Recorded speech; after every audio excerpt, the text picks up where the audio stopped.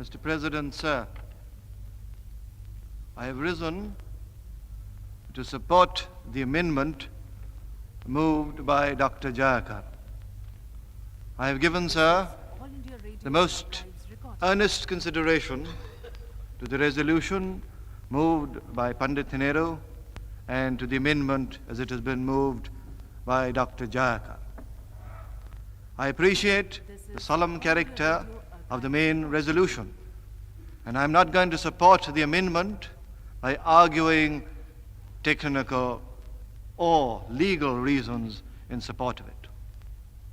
I appreciate the fact that the first part of that main resolution affirms our solemn resolve to proclaim an independent sovereign republic. That, I realize, is an article of faith with the Congress party.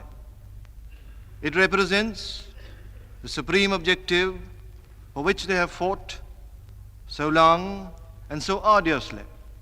No one can, no one should, I go further, no one would dare ask them not to reiterate that pledge of theirs on this, the first and the most appropriate occasion. More than that, I believe it is a pledge which is enshrined in the heart of every Indian.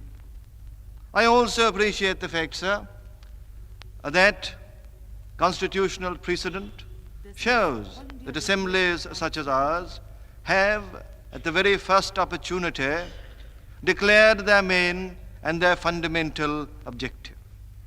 And ours is to proclaim a sovereign, independent republic. Pandit Nehru has asked us, quite rightly, not to read into this word republic any unnecessary bogies. It is only meant to indicate a constitution in contradistinction to a monarchical form of government.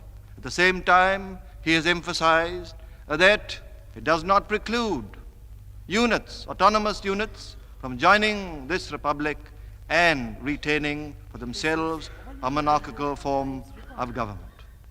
The reasons why I have supported Dr. Jayakar's amendment are that I believe that they have fulfilled essentially both these needs. That amendment respects the Congress pledge. It affirms our firm and solemn resolve to frame a constitution for a free and democratic sovereign state. The words used may not be identical. I would have preferred the words to have been adopted from the words of the main resolution.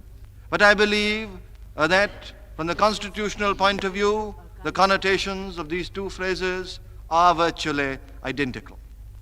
Further, Dr. Jayakar's amendment meets the second need, to proclaim at this first stage our fundamental objective of framing a constitution for a free and democratic sovereign state.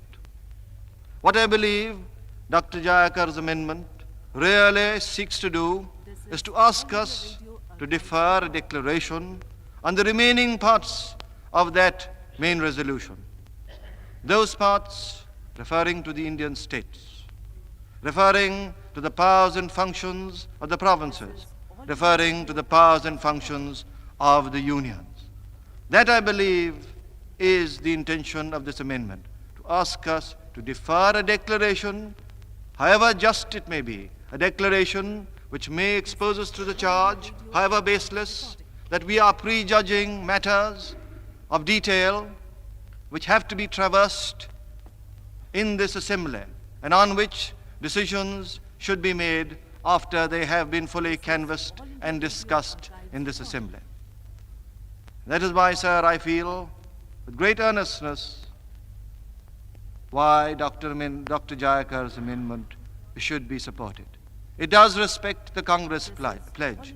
It does, I believe, proclaim at this first stage our fundamental objective to frame a constitution for a free and democratic state. What it, on the other hand, asks us not to do is to make a declaration which will expose us to the charge, as I have said, however baseless it may be, that we are prejudging certain matters of detail.